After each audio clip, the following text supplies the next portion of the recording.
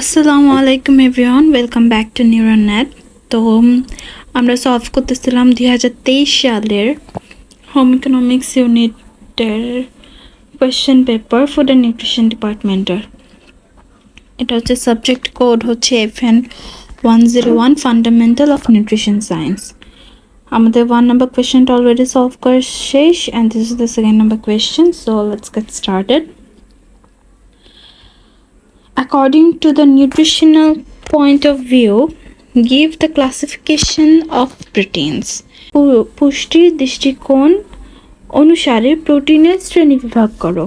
So আমাদেরকে প্রোটিনের classification করতে হবে according to its nutritional requirement, means পুষ্টির দৃষ্টিকোণে, ঠিক আছে? সো সে অনুযায়ী আমরা যদি ক্লাসিফাই করি তাহলে আমরা বলতে পারবো প্রোটিন হতে পারে মেইনলি 3 টাইপসের according to its nutritional requirement. এক হচ্ছে কমপ্লিট প্রোটিন, একটা হচ্ছে ইনকমপ্লিট প্রোটিন, আর একটা হচ্ছে কমপ্লিমেন্টারি প্রোটিন। মানে একটা হচ্ছে কমপ্লিট প্রোটিন, সেটা হচ্ছে যেই প্রোটিনের মধ্যে সমস্ত এসেনশিয়াল অ্যামাইনো অ্যাসিড পাওয়া যায় সেগুলো হচ্ছে কমপ্লিট প্রোটিন। ইনকমপ্লিট প্রোটিন হচ্ছে যেগুলোর মধ্যে কোনো না কোনো একটা এসেনশিয়াল অ্যামাইনো অ্যাসিডস ল্যাক করে। এসেনশিয়াল অ্যামাইনো অ্যাসিডস কোনটা, যেটা নাকি আমাদের বডিতে প্রডিউস হয় না, এটা আমাদেরকে এক্সটার্নালি ফুডসের সাথে নিতে হয়, ফুডসের থেকে নিতে হয়, ঠিক আছে? তো ইনকমপ্লিট প্রোটিন হচ্ছে যেই খাবারের মধ্যে এই এসেনশিয়াল অ্যামাইনো অ্যাসিডসগুলো মিসিং আছে, সেগুলো হচ্ছে ইনকমপ্লিট প্রোটিন। আর কমপ্লিমেন্টারি প্রোটিন কি? এটা হচ্ছে যখন আমরা দুইটা ইনকমপ্লিট প্রোটিন নেই, ধরো ডিফারেন্ট, একটার মধ্যে হচ্ছে ধরো একটা হচ্ছে রাইস আর একটা হচ্ছে ডাল, মানে লেন্টিলস। তো তারা দুইজন, আমরা যদি শুধু রাইস খাই তাহলে আমরা একটা প্রোটিন পাই, আর যদি শুধু ডাল খাই তাহলে একটা প্রোটিন পাই। দুইটাই কি? ইনকমপ্লিট প্রোটিন, ঠিক আছে? রাইস এবং ডালের মধ্যে ইনকমপ্লিট প্রোটিন। কিন্তু আমরা যখন দুইটা মিক্স করে খাই, ভাত এবং ডাল, খিচুড়ি, তখন এটা একটা কি কমপ্লিমেন্টারি প্রোটিন হয়ে যায়, যে না আমরা এটা থেকে এই এসেনশিয়াল অ্যামাইনো অ্যাসিডটা পাচ্ছি, এটা থেকে এই এসেনশিয়াল অ্যামাইনো অ্যাসিডটা পাচ্ছি, সেটাকে বলা হয় কমপ্লিমেন্টারি প্রোটিন। রাইসের মধ্যে লিমিটিং অ্যামাইনো অ্যাসিড হচ্ছে লাইসিন, এবং ডালের মধ্যে লিমিটিং অ্যামাইনো অ্যাসিড হচ্ছে মিথিওনিন। তো আমরা যখন এই দুইটা অ্যাড করে ফেলি তখন আমরা কি একটা কমপ্লিট প্রোটিন পাই, সেটাকে বলা হচ্ছে কমপ্লিমেন্টারি প্রোটিন, বা আমরা যদি বাংলাতে বলি সেটা হচ্ছে পরিপূরক protein. Okay, so now let's move on to the question number B, to B. Point out the name of essential amino acids and discuss the nutritional significance of it. তো এখানে বলছে অত্যাবশ্যক অ্যামাইনো অ্যাসিডের নামগুলো লিখতে এবং তার পুষ্টির তাৎপর্যটা আলোচনা করতে, ঠিক আছে? তো আমরা যদি এখানে বলি যে এসেনশিয়াল অ্যামাইনো অ্যাসিড কোনগুলো, এসেনশিয়াল অ্যামাইনো অ্যাসিড হচ্ছে যেগুলো আমাদের বডিতে প্রডিউস করতে পারে না, ঠিক আছে? হিউম্যান বডিতে প্রডিউস করতে পারে না, এবং আমাদেরকে থ্রু ডায়েট আমাদেরকে এই এসেনশিয়াল অ্যামাইনো অ্যাসিডসগুলো আমাদের বডিতে দিতে হয়। তো এসেনশিয়াল অ্যামাইনো অ্যাসিডের মধ্যে মেইন যে অ্যামিনো অ্যাসিডগুলো আছে সেগুলো হচ্ছে টোটাল 9টা। সেটা হচ্ছে histidine, isoleucine, leucine, lysine, methionine, phenylalanine, threonine, tryptophan এবং ভ্যালিন এবং আর্জিনিনও, ঠিক আছে? এই 10টা এসেনশিয়াল অ্যামাইনো অ্যাসিড, কিন্তু এটার মধ্যে সেমি এসেনশিয়াল অ্যামাইনো অ্যাসিড হচ্ছে আর্জিনিন এবং হিস্টিডিন। এই দুইটা বড়দের, অ্যাডাল্টসদের মধ্যে প্রডিউস হয়, কিন্তু এগুলা চিলড্রেন্সদের মধ্যে প্রডিউস হয় না। সো আমরা এসেনশিয়াল অ্যামাইনো অ্যাসিড ধরবো হচ্ছে 8টা, মেন হচ্ছে 8টা, টোটাল হচ্ছে 10টা। এটার মধ্যে 8টা হচ্ছে যে কারোর মধ্যে প্রডিউস হয় না, আর 2টা হচ্ছে যেটা অ্যাডাল্টসদের মধ্যে প্রডিউসড হয় বাট চিলড্রেন্সদের মধ্যে হয় না, আর্জিনিন এবং হিস্টিডিন। ওকে, তো আমরা এই এসেনশিয়াল অ্যামাইনো অ্যাসিডসগুলো দিব, এগুলোর নাম দিব, এবং আমরা লিখব যে এগুলার অ্যামাইনো অ্যাসিডসগুলোর নিউট্রিশনাল সিগনিফিকেন্সগুলো কী কী, আই মিন পুষ্টির তাৎপর্যগুলো কী কী, সেগুলো হচ্ছে অ্যামাইনো অ্যাসিড আমাদের কিসের কাজে লাগে। এটা আমরা দুইভাবে লিখতে পারি। একটা হচ্ছে আমরা প্রত্যেকটা অ্যামাইনো অ্যাসিডসের নাম দিব এবং লিখব যে এই অ্যামাইনো অ্যাসিডটা এই কাজের জন্য জরুরি, এই অ্যামাইনো অ্যাসিডটা এই কাজের জন্য জরুরি। অথবা আমরা এটাও লিখতে পারি, ইন জেনারেল ওয়াইজে লিখতে পারি যে অ্যামাইনো অ্যাসিডসের কাজগুলো কী। ঠিক আছে, আমি যে পয়েন্টগুলো বললাম যে আমরা এক একটা পয়েন্ট লিখে দেন দিব, সেটা যদি আমরা একটু নেটে সার্চ দিই দেন খুব ইজিলি আমরা পেয়ে যেতে পারি যে এক একটা অ্যামাইনো অ্যাসিডসের কাজ। তো আমি যদি বেসিক একটা আনসার দেই যে এখানে, তাহলে আমরা বলতে পারবো যে অ্যামাইনো অ্যাসিডের কাজকে আমাদের বডি গ্রোথ এবং ডেভেলপমেন্টে এটা হেল্প করে। আমাদের we know proteins are the body building food. Okay, এটা ছাড়া আমাদের কি বডি বিল্ড হবে না। আমাদের এনজাইমস, আমাদের body cells, everything is made out of protein. Protein ছাড়া কোনো কিছু সম্ভব না। So body growth and development depends on these types of amino acids. তো এবং protein synthesis, enzymes and hormone production, even কি enzymes, hormones এই সব কিছু কি প্রোটিন দ্বারাই প্রডিউসড হয়। ইমিউনিটি ফাংশনস, এনার্জি সোর্স, প্রোটিনকে আমাদেরকে, আমরা যদি এনাফ কার্বোহাইড্রেট না নিই তখন কি প্রোটিন আমাদের কি এনার্জি সোর্স হিসেবেও কাজ করে। তারপর আমাদের বডির কোথাও টিস্যু ড্যামেজ হয়ে গেল, হয়ে গেলো, সেটা রিপেয়ার এবং মেনটেন্যান্সের জন্য কি প্রোটিন খুবই ইম্পর্টেন্ট। সো আমরা এটা কয় নাম্বার 4 মার্কসের আনসার। তো আমরা এটা খুবই ইজিলি দিতে পারি। আমরা প্রথমে যদি স্ট্রাকচারটা বলি আনসার, আমরা ইন্ট্রোডাকশন দিতে পারি যে প্রোটিনটা কী, দেন আমরা দিতে পারি এসেনশিয়াল অ্যামাইনো অ্যাসিডসগুলো কী, দেন আমরা দিতে পারি এসেনশিয়াল অ্যামাইনো অ্যাসিডসের নাম, দেন আমরা সেটার নিউট্রিশনাল ইম্পর্টেন্সগুলো দিয়ে দিতে পারি। এভাবে কি খুব ইজিলি মার্কস অবটেন করা যায়।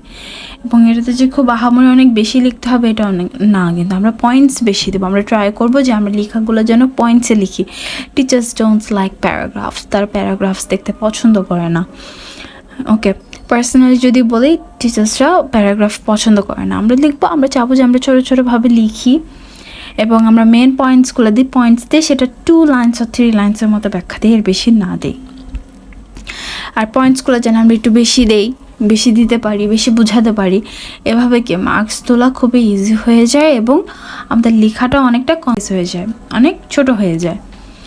তো আমরা at the end of the question আমরা একটা কনক্লুশন দিতে পারি। কনক্লুশন সব কোয়েশ্চেনের জন্য আমি, যদি 2 মার্কসেরও কোয়েশ্চেন হয়, আমি সাজেস্ট করবো একটা ইন্ট্রোডাকশন, একটা কনক্লুশন দেওয়ার, বিকজ এটা পেপারটাকে অনেক ভালোভাবে গুছিয়ে ফেলে এবং যে এক্সামিনার থাকে, যারা কপিস চেক করে, তারা দেখে ওভারঅল একটা আইডিয়া পেয়ে যায় ভালো, ইন্ট্রোডাকশনটা দেখে, স্পেশাল কনক্লুশনটা দেখে। ঠিক আছে, সো আমি সাজেস্ট করবো অ্যাজ এ স্টুডেন্ট যে তোমরা যেন 2 মার্কসের আনসার হলো একটা ছোট্ট করে একটা ইন্ট্রোডাকশন আর ছোট্ট করে একটা কনক্লুশন দিয়ে দেওয়ার। It increases your number, your CGP. Okay, so now let's move on to the third question to see. Classify nitrogen balance and describe why this play a vital role in human body. তো এখানে বলছে nitrogen সম্মত কি বলতে কি বুঝো এবং সেটা শ্রেণী বিভাগ করো। ঠিক আছে, এবং ওইটার ভাইটালস যে রোলগুলো আছে সেগুলো আমাদেরকে বলতে বসছে। তো আমাদেরকে জানতে হবে যে নাইট্রোজেন ব্যালেন্সটা কি। নাইট্রোজেন ব্যালেন্সটা হচ্ছে আমাদের বডিতে আমরা যতটুকু নাইট্রোজেন নিই এবং যতটুকু নাইট্রোজেন আমরা এক্সক্রিট করি, সেটাই হচ্ছে আমাদের বডির ইন টোটাল নাইট্রোজেন ব্যালেন্স। ঠিক আছে, নাইট্রোজেন ব্যালেন্স হচ্ছে 3 টাইপসের হয়। একটা হচ্ছে positive nitrogen balance, negative nitrogen balance এবং নাইট্রোজেন ব্যালেন্স মানে ইকুইলিব্রিয়ামটা, নাইট্রোজেন ইকুইলিব্রিয়াম। ঠিক আছে, জিরো ব্যালেন্স যেটাকে বলে। তো পজিটিভ ব্যালেন্সটা কখন হয়, যখন পজিটিভ নাইট্রোজেন ব্যালেন্স তখন হয় যখন আমাদের নাইট্রোজেন ইনটেকটা গ্রেটার হয় দেন অফ নাইট্রোজেন লস, মানে আমাদের বডিতে নাইট্রোজেন লসটা কম হয় এবং নাইট্রোজেন ইনটেকটা বেশি হয়, তখন হয় nitrogen positive nitrogen balance, positive imbalance. এবং নেগেটিভ নাইট্রোজেন ব্যালেন্স কখন হয়, যখন আমাদের বডির নাইট্রোজেন লসটা বেশি হয়, N- বেশি হয়, তখন আমাদের কি নেগেটিভ নাইট্রোজেন ব্যালেন্স হয়। যখন এটা ইকুইলিব্রিয়াম থাকে তখন সেটা হচ্ছে নাইট্রোজেন ইকুইলিব্রিয়াম। তো আমরা বলতে পারি যে পজিটিভ নাইট্রোজেন ব্যালেন্স কখন হইতে পারে, এটা হয় হচ্ছে ধরো চিলড্রেন্সদের মধ্যে, যারা প্রেগনেন্ট উইমেন তাদের মধ্যে পজিটিভ নাইট্রোজেন ব্যালেন্সটা দেখা যায়, কজ তারা বেশি প্রেগনেন্ট উইমেনের কি তাদের একটা নর্মাল উইমেনের থেকে বেশি প্রোটিনের চাহিদা থাকে, ঠিক আছে, নাইট্রোজেন কি প্রোটিনের থেকেই তো আসে, প্রোটিনের চাহিদা থাকে, তো তারা কি বেশি নাইট্রোজেনটা ইউজ করে, not for their own development but their foetus also. সেটার জন্য কি নাইট্রোজেনটা খুব বেশি দরকার হয়, খুব বেশি ইউজ করা হয় ইনস্টেড অফ এক্সক্রিয়েটিং ইট। তারপরে যারা গ্রোয়িং চিলড্রেন তাদের অনেক জরুরি ফর দ্য বডি বিল্ডিং। তারপর যারা কোনো সার্জারি থেকে গেছে, রিকভারি থেকে মানে ইলনেস থেকে রিকভারিতে যাচ্ছে, তাদেরও কি নাইট্রোজেনটা অনেক বেশি প্রয়োজন। ধরো কোনো একটা ব্যক্তি সার্জারি থেকে গেল, মিন্স জিনিসটা কাটা, তাই না, তো ওই মাসেলটা বিল্ড আপ করতে, সেটা ফর্ম করে সেটাকে সুস্থ করে তুলতে অনেক বেশি বডি বিল্ড করা হয়, সেটার জন্য নাইট্রোজেনটা খুব ইম্পর্টেন্ট। তবে নেগেটিভ নাইট্রোজেন ব্যালেন্সটা কখন হয়, এটা ইন্ডিকেট করে যে আমাদের ব্রেকডাউন, মানে আমাদের এটা ইন্ডিকেট করে আমাদের মাসেল ব্রেকডাউন হচ্ছে বা প্রোটিন ডিফিসিয়েন্সি হচ্ছে, ঠিক আছে।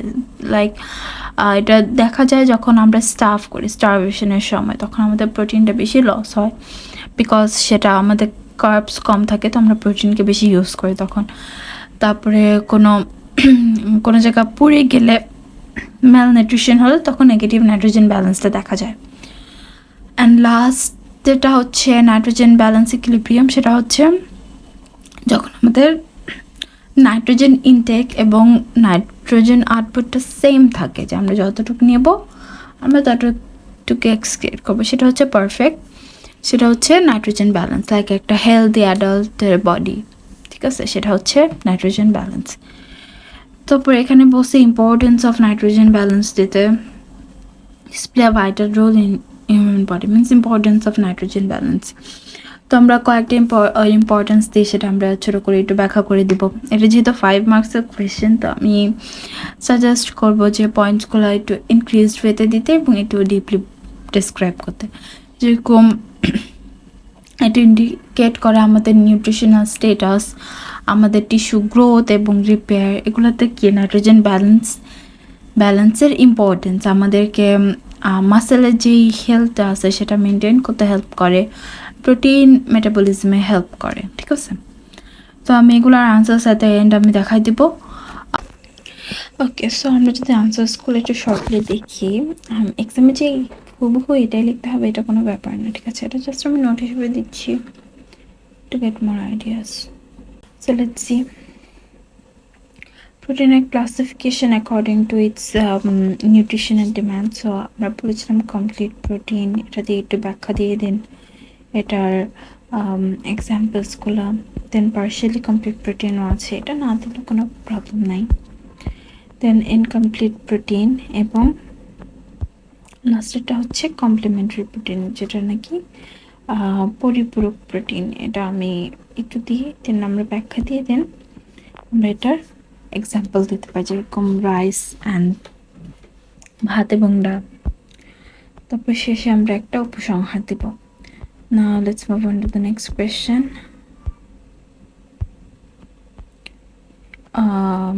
অত্যাবশ্যক অ্যামাইনো অ্যাসিডের নাম এবং তার পুষ্টিদিক গুরুত্ব, ঠিক আছে।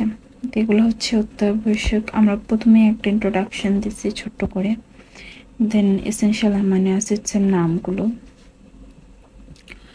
নিউট্রিশনাল ইম্পর্টেন্স যেগুলো আছে সেগুলো আমি শর্ট করে এখানে দিয়ে দিচ্ছি। দেন অ্যাট দ্য এন্ড একটা উপসংহার, মিনস কনক্লুশন। সো আপনার আনসার্সগুলো এটা থেকে দেখতে পারেন। এই হুবহু এটা লিখতে হবে এটা কোনো ব্যাপার নেই, এটা জাস্ট আইডিয়া জেনারেট করার জন্য, ঠিক আছে। দেন থার্ড নাম্বার কোয়েশ্চেন আনসার যদি চাই, সেটা হচ্ছে নাইট্রোজেন ব্যালেন্স। নাইট্রোজেন ব্যালেন্সটা কী সেটা একটু ব্যাখ্যা করব। তারপর পজিটিভ নাইট্রোজেন ব্যালেন্স, সেটা দিয়ে ওটা কীভাবে দেখা যায় সেটা the negative nitrogen balance এবং নাইট্রোজেন ইকুইলিব্রিয়াম সেম ওয়েতে আমি যেটা প্রথমে এক্সপ্লেন করেছি এখন এটা জাস্ট একটা নোট হিসেবে। তারপর যে নাইট্রোজেন ব্যালেন্সের গুরুত্বটা আমরা লিখবো, যেহেতু 5 মার্কসের কোয়েশ্চেন ছিল ট্রাই করবি একটু ডিপলি লেখার। দেন অ্যাট দ্য এন্ড একটা কনক্লুশন, এটা জাস্ট নোট হিসেবে আমি দিচ্ছি ছোট ছোট করে, বাট এক্সামে একটু বড় করে লিখতে হবে ফর 5 মার্কস। সো আমি বাংলাটার সাথে সাথে ইংলিশটাও রাখি, তো ইংলিশটা আমরা একটু দেখে নিই।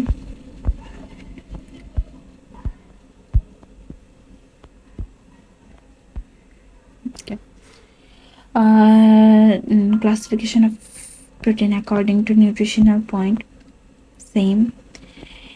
Complete proteins, partially complete proteins, incomplete proteins এবং complementary proteins একটু ব্যাখ্যা দিয়ে then example, then at the end conclusion. তো এখানে আসি essential amino acids, same একটা introduction দিয়েছি short করে, then essential amino acids এর name, then ওইটার significance, ঠিক আছে, মানে এটা ইম্পর্টেন্স, এটা এখান থেকে দেখে নিতে পারেন, just take a screenshot and read well, that's it. Then at the end a conclusion, because এগুলো আমি অলরেডি বুঝিয়েছি, এখানে বোঝানোর কিছু নাই, এটা জাস্ট একটা নোট ওয়াইজ। লাস্টটা যদি চাই তাহলে নাইট্রোজেন ব্যালেন্স কি এবং ওইটার যে রোলগুলো, সো পজিটিভ নাইট্রোজেন ব্যালেন্সটা কি প্রথমে একটু describe, then positive nitrogen balance, negative nitrogen balance equilibrium, আর সবচেয়ে শেষে ইম্পর্টেন্স অফ নাইট্রোজেন ব্যালেন্স দিয়ে আমি at the end always a conclusion. আমি 2 মার্কস হলেও আমি কনক্লুশন দিতে পছন্দ করি, because it makes your copy more presentable to the teacher. It carries great mark. Okay, so I think this is the end of the question and answer as well. See you in the next video. Bye bye.